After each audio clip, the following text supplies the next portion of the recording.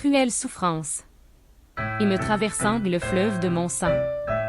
C'est un poème à l'impact puissant, basé sur le célèbre haïku de Matsuo Bash, Haromi Yasado ni Yokoto Amanogawa, la mer agitée. Vers Sado s'étend la voie lactée. Le contraste présent dans le poème original, entre la nature violente et l'immense voie lactée qui s'y étend, est remplacé ici par des sensations plus personnelles et intérieures, la douleur intense et le flux du sang. La douleur intense hérite de la grandeur de Haromiya, la mer agitée, tout en exprimant la limite de la douleur physique et mentale. Elle évoque un mouvement émotionnel violent, comme celui des vagues déferlantes.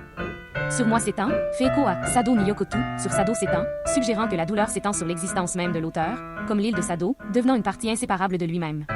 En transformant le paysage mystérieux et magnifique de la Voie lactée en sang, brut et viscéral, le flux du sang, Shin Nagar, semble symboliser le sentiment d'être vivant qu'apporte la douleur, ainsi que le flux de la vie elle-même.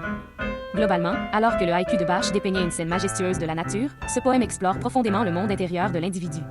On peut dire qu'il représente, à la place de la grandeur naturelle, la douleur et la souffrance ressenties par l'être humain, et la force de vie brute qui y réside. On perçoit dans ce poème une forte volonté d'accepter la douleur non pas comme une simple souffrance, mais comme une partie de soi, et d'y déceler la puissance de la vie.